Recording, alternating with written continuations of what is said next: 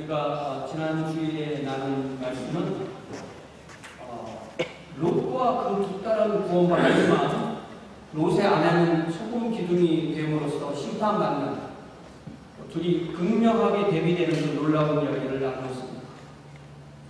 롯과 그의 아내를 구원과 심판으로 나누는 근본적이고 결정적인 차이는 무엇이었을까요? 우리는 그것이 알고 싶습니다. 왜냐하면 우리 모두는 구원받은 은혜에 머물기 원하지 영원한 멸망의 심판을 받기를 원하지는 않기 때문입니다. 그래서 여기를 구원이고 여기를 심판이라고 할 때 그 구원과 심판을 가로지르는 선을 제로 0이라고 한번 해봅시다. 그러면 롯은 간신히 구원받았으니까 0. 플러스 0.1. 그리고 롯의 아내는 구원받다가 간신히 구원 못 받았으니까 마이너스 0.1. 그러면 마이너스 0.1에서 플러스 0.1까지의 차이는 몇입니까? 어디서? 차이. 마이너스 0.1부터 플러스 0.1까지 차이는 0.2죠. 0.2밖에 차이 안 나요, 둘이. 그죠? 크게 차이 나는 게 아니에요. 그러나 한 사람은 영원한 구원, 한 사람은 영원한 심판으로 갈라지는 거예요. 무엇이 이러한 차이를 만드는 것입니다. 롯은 구원의 범죄에 들고 롯의 아내는 심판의 범죄에 들었어요. 제가 지난 며칠 동안 강조한 것이 우리 하나님은 단지 구원하시기만 하나님이 아니시라 심판도 하시는 하나님입니다. 구원의 하나님이신 그분이 바로 심판의 하나님이시라는 것을 여러분과 나눴습니다. 무엇이 롯과 그의 아내 사이에 결정적 차이를 만들었을까요? 물론 하나님의 주권이다 이렇게 말하면 그건 맞는 답이고 더 이상 할 말이 없겠죠. 그렇지만 하나님의 차원이 아니라 우리의 차원에서, 나의 차원에서 어떻게 하면 나는 구원의 범주에 머물 수 있는가를 분명히 고민해 보아야 합니다. 요즘 우리가 성경 통독에서 에스겔을 읽는데 여러분 에스겔 9장을 찾아보세요. 에스겔 9장을 보면은 아주 독특한 이야기가 나오는데요.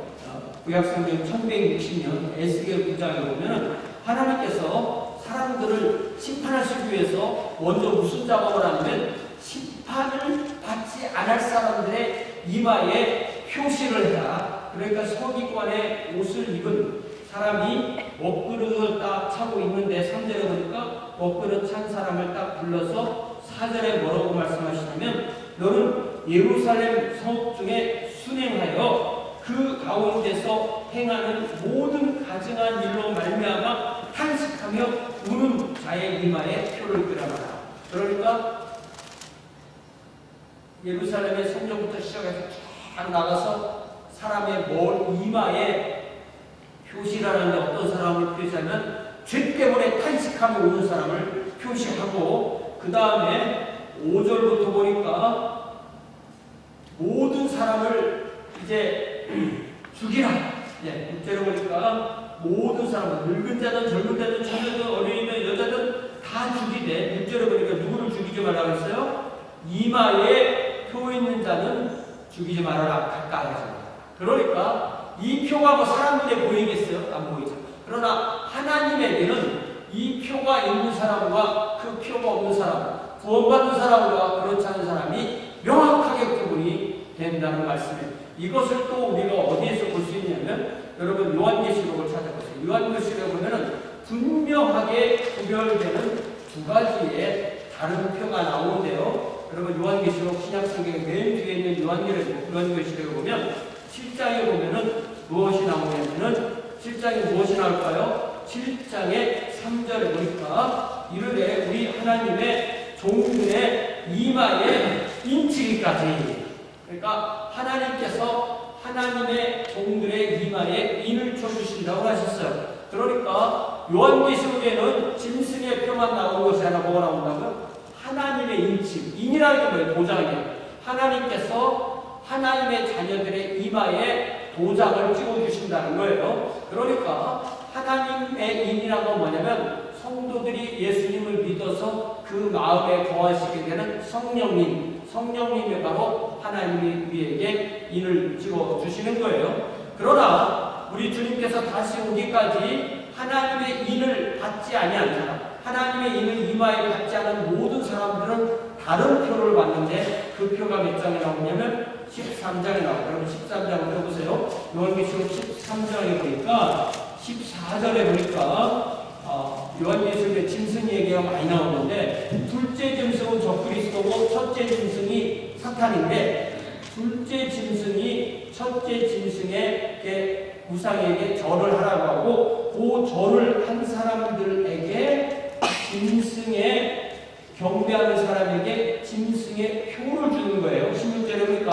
그가 모든 자, 작은 자, 큰 자나 부자나 가난한 자나 자유인이나 종들에게나 그 오른손이나 이마에 표를 받게 한다고 했어요. 그러니까 요한계시록 보면 두 종류의 표가 있는 거예요. 뭐예요? 하나는 하나님께 받는 성령의 인, 그리고 성령의 인을 받지 않은 모든 사람들이 받는 짐승의 표. 그러니까 우리는 이미 예수님을 구주와 주님으로 믿어서 하나님께로부터 성령을 받은 성령의 인을 받은 그리스도인인데 그리스도인들에게 짐승의 표 받지 말라고 하는 말은 말이 안 됩니다. 우리는 이미 성령의 인을 받은 사람이고 그렇지 않은 사람들은 짐승의 표를 받은 거예요. 그러니까 하나님의 인은 하나님께서 창세전에 택하여서 예수님을 구주와 주님을 믿은 모든 사람에게 주시는 성령이 바로 하나님의 인이고 짐승의 표는 예수를 믿지 않는 모든 사람이 영적으로 죽어있는 상태를 그렇게 말씀하시는 거예요. 그렇기 때문에 이 시점에서 우리가 다시 한번 제가 여러분에게 물어보고 싶은 가장 중요한 질문은 바로 이것입니다. 그러니까 나는 다른 사람은 어떤지 모르지만 일단 최소한 이 말씀을 듣는 나는 예수를 나의 구주와 주님으로 믿고 고백하고 따르고 있는가? 라는 질문을 받았을 때 내가 그 질문에 예! 라고 대답한다면 나는 하나님의 인인 성령이 내 안에 있는 사람이고 그 질문에 아니오라고 답한다면 그 사람은 아직 성령이 그 안에 계시지 않기 때문에 짐승의 표 상태에 머물고 있다고 그렇게 말씀드릴 수 있습니다. 제가 오늘 주보에 베드로 후서 말씀을 인용해 놨는데요. 여러분 베드로 후서를 또 찾아보세요. 베드로 후서에도 이 소돔 고모라 그리고 이 롯에 대해서 얘기해 놨는데요. 베드로 후서는 사도 베드로가 두 번째 쓴 이 베드로 후서는 2장 1절부터 쭉 무슨 말씀을 하시냐면은 하나님의 심판을 받는 사람, 그 하나님의 심판 가운데서도 구원받은 그런 천사들이나 그런 사람들을 말하는 그 맥락에서 6절, 7절, 8절이 소돔 고모라와 롯에 대한 말씀이에요. 6절 보니까 소돔과 고모라 성을 멸망하기로 정하여 죄가 되게 하사 후세에 경건하지 아니할 자들에게 본을 보이셨다. 자, 그래서 소돔 고모라 우리 다 외워지죠? 두 개가 더 있어요. 소돔, 고모라, 아드마, 스보임. 이 네 성이고 원래는 벨라까지 소돔, 고모라, 아드마, 스보임, 벨라까지 심판을 받을 예정이었는데 소돔에서 나온 롯과 그쪽 딸이 벨라에 들어가니까 벨라는 이름이 소알로 바뀌면서 심판을 받지 아니했죠. 그래서 이렇게 소돔, 고모라, 아드마, 스보임 이 네 성은 하나님께서 심판하셔서 후세에 경건하지 아니할 자들에게 하나님이 주시는 심판의 본을 삼으셨다고 했어요. 그리고 제가 주보에서는 7절 말씀 베드로후서 2장 7절 같이 한번 읽어봐요. 시작. 무법한 자들의 음란한 행실로 말미암아 고통당하는 의로운 롯을 건지셨다. 여기에 분명히 롯을 어떻게 표현했어요? 의로운 롯. 왜냐하면 롯은 하나님을 믿는 사람이에요. 그러니까 소돔 성읍은 무법청지였고 특별히 동성애라는 음란한 행실은 더욱 심각했는데 롯의 영혼은 그들의 이러한 범죄로 말미암아 고통당하고 있었다는 거예요. 롯은 구원받은 하나님의 자녀이기 때문에 그의 거듭난 영혼이 고통당하였던 것입니다. 그래서 하나님은 의로운 롯을 소돔과 함께 심판당하지 않도록 하셔서 그를 건지셨어요. 그것을 사도 베드로는 괄호 열고 8절에 다시 설명해요.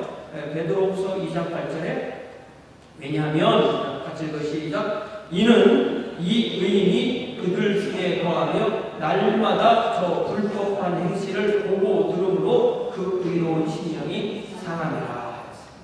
그러니까 우리가 거듭난 하나님의 자녀라면 우리 안에는 하나님의 성령이 계시기 때문에 우리가 세상에 나가서 죄를 보고 들으면 우리 심령이 상한다는 거예요.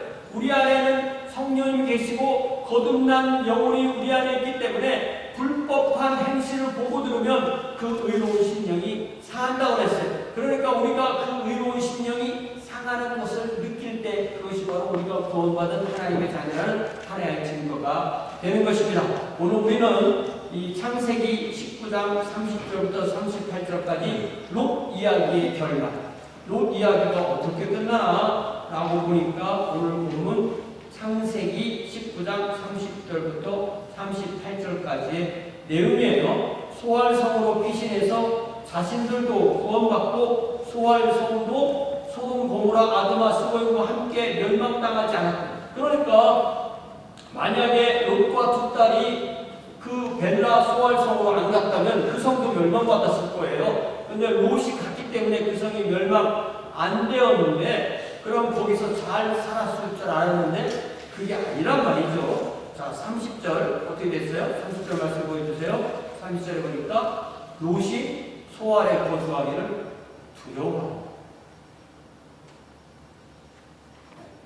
롯이 소알에 거주하기를 두려워해요. 롯은 왜 소알 주민을 두려워했을까? 혹시 내가 여기 있다가 소돔 고모라 아드마 스보임처럼 불이 또 이 소알성에 내리지 않을까? 이렇게 생각했나? 그건 아닌 것 같아요. 그죠? 그거보다는 아내를 이미 잃고 두 딸과 함께 소알에 잠시 거주하던 이 세 식구는 뭔가 그 소알 주민들이 자기들을 바라보는 그 시선이 좋지 않은 거예요. 뭔가 이게 두렵다 이거예요.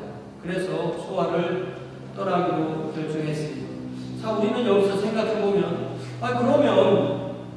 그러면 당연히 헤브론에 있는 삼촌 아브라함에게 두 딸과 함께 가면 안 되나? 아니면 더 나아가서 아브라함이 가서 데리고 오면 되지 않나? 이런 생각 안 해보셨어요?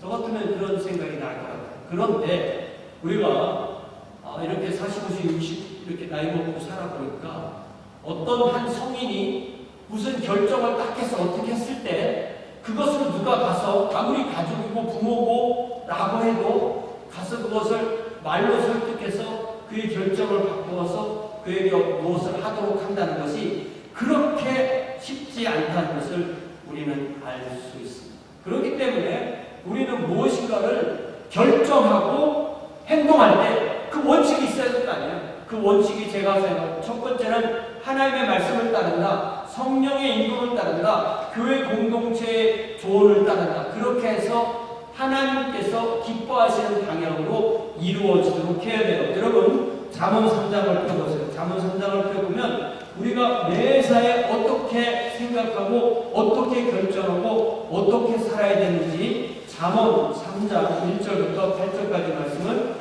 Proverbs chapter 3 verses 1 through 8 우리 잠언 3장 1절부터 8절까지 한번 천천히 뜻을 생각하며 한번 같이 읽어봅시다. 내 아들아 내 딸들아 이런 말이죠. 시작. 내 아들아 나의 법을 잊어버리지 말고 네 마음으로 나의 명령을 지키라.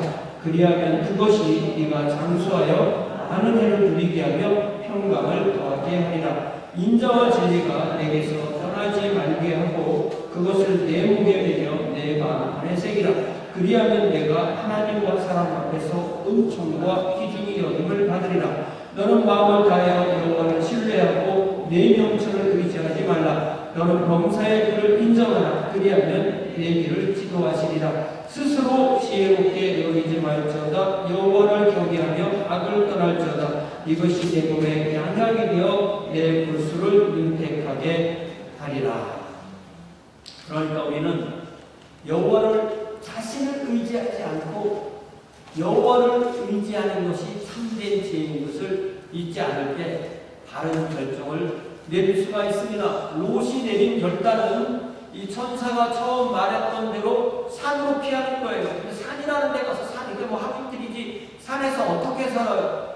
원래 천사가 산으로 피하라고 할 때는 소돔, 고모라, 아드마, 스보임, 벨라 네 다섯 성이 다 멸망받을 거니까 살 데가 산밖에 없으니까 없으니까 산으로 가라고 했지만, 그러나 벨라 소아는 심판까지 하기 때문에 소 안에 살 수 있는 거예요. 그런데 보는 사람들의 그 시선이 좋지 않았던지 롯은 두 딸과 함께 산으로 피합니다. 산으로 피해서 불 속에 들어가서, 어느 불 속에 들어가서 살게 되는 사람이요. 우리가 역사를 배우면요, 가장 먼 시대 때 사람이 살았던 데가 불이라고 돼 있어요. 동굴 속에서 사는 사람들이 된 겁니다. 처음에는 하란에서 같이 아브라함 따라서 왔다가 좋다고 소돔에 갔는데 이제는 어디가 살고 있다고요? 불 속에 사는 사람, 헐거이 불 속에 사는 사람이 되었던 거예요. 자, 불에 가서 뭐 먹고 살았을까요? 뭐 입고 살았을까요? 창세기를 이야기해 주는 것은 우리에게 그들이 무엇을 먹고 무엇을 입었는지는 얘기해 주지 않아요. 그럼 우리가 우리 상상에 맡기는 거죠. 그런데 이 31절부터 마지막 38절까지 이 창세기로 우리에게 이야기해 주는 것은 이스라엘의 형제 민족이라고 할 수 있는 모압 족속과 암몬 족속이 어떻게 롯과 그의 두 딸 사이에서 태어난 아들로 인해서 생기게 되었는지 아주 담담한 어조로 얘기해 주고 있어요. 아니, 우리가 지금 읽고 있는 이 내용이 맞아? 할 정도로 충격적인 이야기를 어떻게 해준다고? 아주 건조하게, 아주 담담하게 해줘요. 우리가 지난번에 성경 말씀을 나눌 때 기억을 해보면 레위기 18장에서 이집트에서 나온 이스라엘 백성이 하나님의 율법을 받고 모압 평지에서 살고 있는 동안에 레위기 18장에서 하나님께서 너희는 이집트나 이 가나안 족속들이 행하는 그런 성적인 타락된 삶을 살지 말라고 하면서 쭉 서두른데 그 순서가 뭐였어요? 첫 번째는 근친상간, 그 다음에는 간음, 그 다음에 동성애, 그 다음 수간, 이 네 가지를 특별히 지적해서 말씀하시는데, 동성애를 피해서 와서 롯과 그 딸들에게 있었던 일이 바로 근친상간 이야기가 되는 것입니다. 롯의 두 딸은 그의 어머니의 이름이 나오지 않는 것처럼 그들도 이름이 나오지는 않습니다. 그러나 이 31절에 보니까 어느 날 큰 딸이 작은 딸에게 제안을 하기를 우리 아버지는 늙으셨고 온 세상의 돈을 따라 우리의 배필될 사람이 이 땅에 없다고 조건을 말합니다. 우리 아버지는 늙었다. 그러니까 우리가 롯을 맨날 조카가 하니까 어린 사람인 줄 아는데 그렇지 않습니다. 지금 우리 아버지가 늙었다. 지금 새로운 아내를 얻어서 결혼해서 아들을 낳아서 그 아들이 또 우리 아버지의 그 대를 잇자니 너무 시간이 걸립니다. 자, 이때 아브라함의 나이가 100살이었어요. 그죠? 그러면 롯은 몇 살쯤 됐을까? 조카니까. 최소한 78세쯤 됩니다. 어머니? 네, 생각해보세요. 그러니까 롯이 이미 한 80 정도 됐다고 생각하십니다. 온 세상의 도리를 따라 우리의 배필될 사람이 있다는 것. 그런데 본인들이 이제 딸들이 그럼 나이가 다시 또 40, 50이 됐을 거 아니야. 딸들 나이도. 그런데 그들이 소돔에 살 때는 정혼자들이 있었는데 이제 소돔이 멸망할 때 자기들의 정혼자들도 다 멸망했고 롯이 구원받을 때 롯의 말을 듣고 롯을 따라왔다면 그들이 구원받고 이제 그 딸들과 결혼해서 가정을 이루어올 수 있었겠지만 그것은 이미 다 지나간 이야기가 되는 거예요. 롯의 두 딸은 소알로 돌아가서 남편 될 사람들을 구하려고 할 생각을 하지 않습니다. 그 성 주민이 두려워서 그곳으로부터 빠져나온 이상 다시 그곳으로 돌아갈 엄두를 내지 못했던 거예요. 그래서 롯의 큰 딸이 작은 딸에게 하는 충격적인 이야기가 32절에 나와요. 뭐라고요?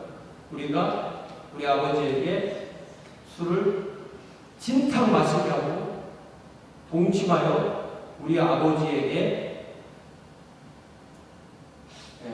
우리 아버지를 통해서 후손을 이어보자. 이 동성애가 만연했던 소돔에서 살던 롯의 딸들은 이제 시야가 좁아지고 아주 좁아져서 남자라고는 아버지밖에 없는 상황에서 아버지의 후손을 이어갈 방법을 아버지와의 관계에 비해는 생각하지 못했던 거예요. 우리가 이것을 이 딸들이 나빠, 좋아, 우리 판단하기 쉽지 않아요. 쉽지 않습니다. 어쨌든 이 상황에서 그들은 아버지와 어떤 상의도 하지 않고, 그러니까 아버지 의지와는 아무 상관없이 아버지의 의지와 판단력을 술로 완전히 통제하고 자신들의 계획을 이루려고 한 거예요. 그래서 33절에 보니까 먼저 큰딸이 그렇게 했고요. 그 다음에 34절에 보니까 큰딸이 작은딸에게 똑같은 제안을 하고, 그래서 35절에 보니까 작은딸도 역시 똑같이 그렇게 합니다. 그래서 36절을 보세요. 결과적으로 롯의 두 딸이 아버지로 말미암아 임신했다. 그리고 37절에 보니까 이제 큰딸이 아들을 낳았는데 이름을 뭐라고 했다고요? 모압이라고 해요. 37절을 보여주세요. 37절을 보니까 큰딸이 아들을 낳은 이름을 모압이라고 했다. 아브라함, 아브가 한국말로는 아버지인데 히브리 말로는 이게 아버지예요. 네, 아브. 그러니까 모라는 말은 붙잡으면 from이라는 말이에요. 그러니까 모압이라는 말은 뭐예요? 아버지로부터 이런 말이에요.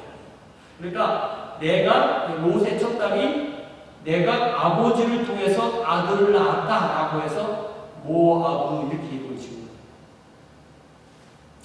거예요. 그러면 이 모압이라는 이 민족이 태어난 게 이게 좋은 거야, 나쁜 거야? 이런 생각을 하게 되지 않아요? 여러분 민수기 25장을 펴보세요. 민수기 25장을 펴보면 이 롯의 큰딸의 아들 모압으로부터 생긴 모압 족속이 어떻게 이스라엘에 큰 재앙이 됐는지가 창세기, 출애굽, 레위기, 민수기 25장에 보면은 이 이스라엘이 그 싯김이라는 곳에 머물 때 모압 여자들과 행동해가지고 이 일로 24,000명이 하나님께서 주신 연병으로 죽는 일이 일어나는데 그 일을 하는 여자들이 바로 모압 여자들이에요. 이게 뭐냐면은 이 민수기 그 앞에 석장이 그러니까 22장, 23장, 24장에 보면은 여러분 교회 처음 나가면 이거 우리 주일학 선생님들이 많이 얘기해 주는 게 모압왕 발람이 우리가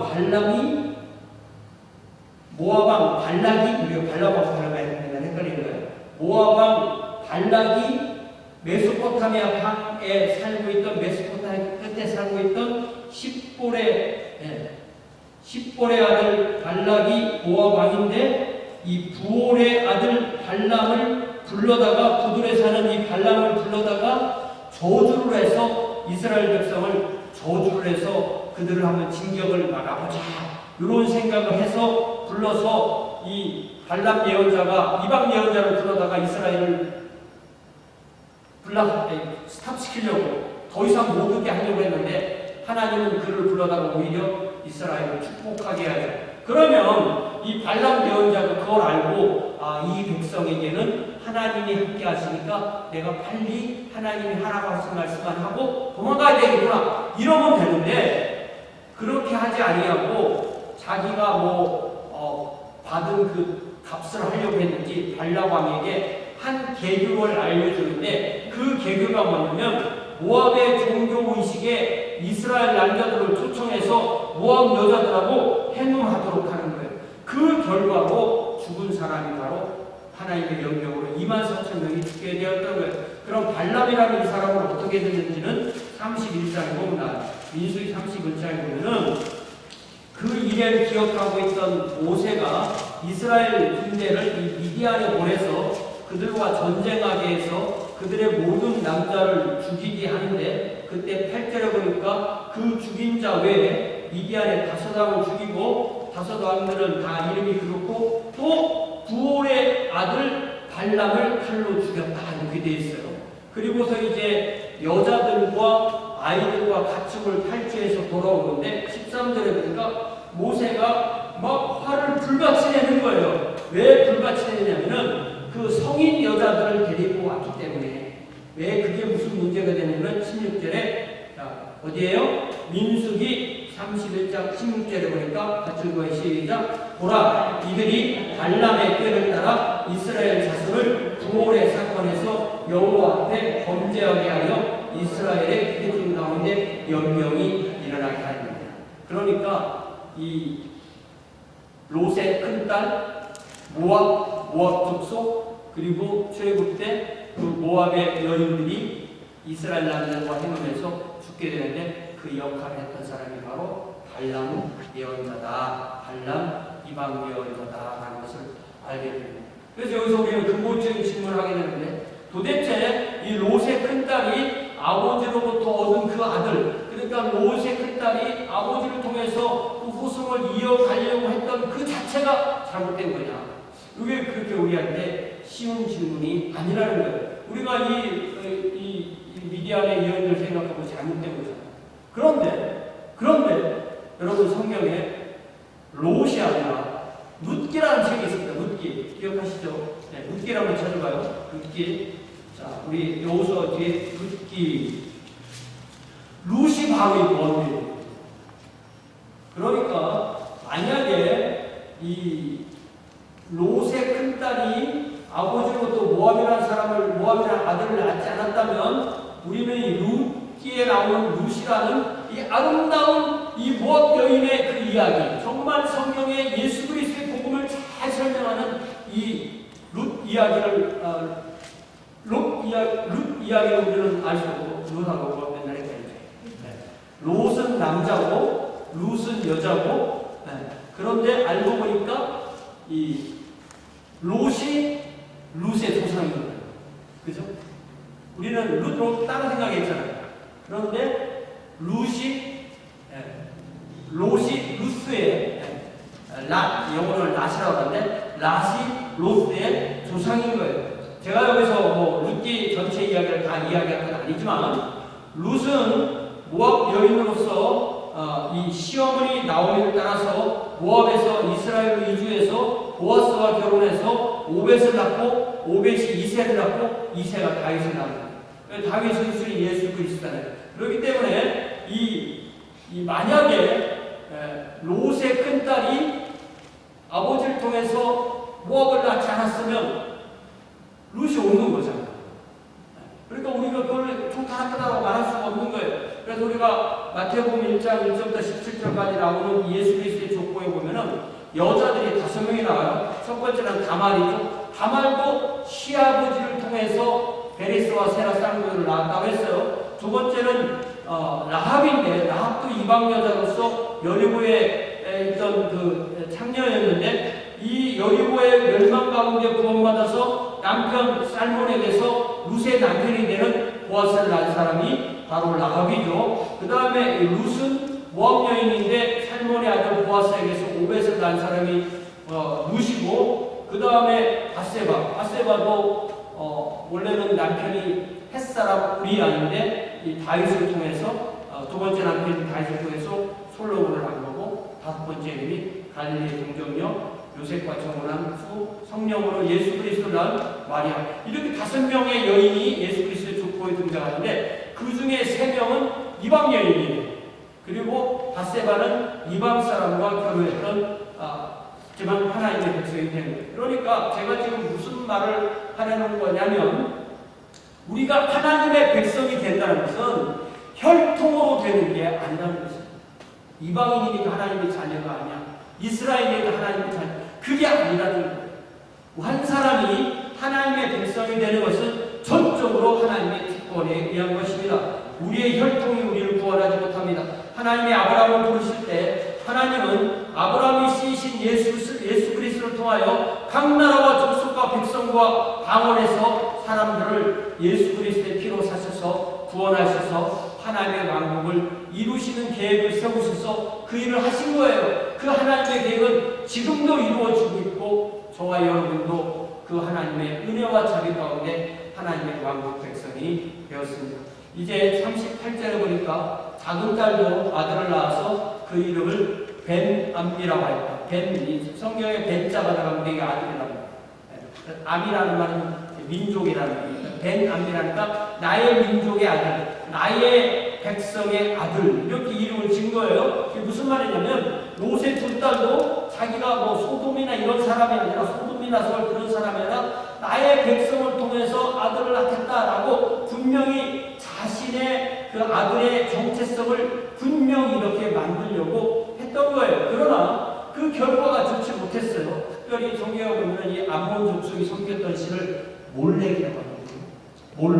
몰렉 그 신은 이게 그 암몬적 속들이 몰래 글씨를 섬겼는데 성경에 있다 보면 자녀를 불로 통과하겠다고 했어요. 자기 아들과 딸을 불 가운데 한번 치다보가 이런 게 아니에요. 아들과 딸을 자기들의 신 몰렉에게 바치는데 산채로 불에 들어가서 그 불에 태워서 죽이는 것이 자기들의 신을 섬기는 방식이었다. 얼마나 자세히 생각해보면 얼마나 끔찍한 희생제사인가를 우리가 알 수가 있습니다. 그렇기 때문에 그 레위기 28장에서 하나님은 이스라엘에게 그러한 일을 하는 것을 엄격하게 분명하게 금지했는데, 그래 성경을 읽어보면 예를 들면 열왕기 하 16장에 보니까 유다의 아하스 왕이 자기 아들, 그러니까 왕의 아들과 왕자잖아요. 왕자를 몰렉에게 바치기 위해서 두 가운데 지나가요. 또 21장 6절에 보면 므낫세가 자기 왕자를 몰렉에게 바치기 위해서 불에 집어넣고, 또 예레미야 32장 30절에 보니까 왕들만 그런 게 아니라 유다 백성들이 자신들의 아들과 딸들을 그렇게 몰렉에게 바쳤다고 하였습니다.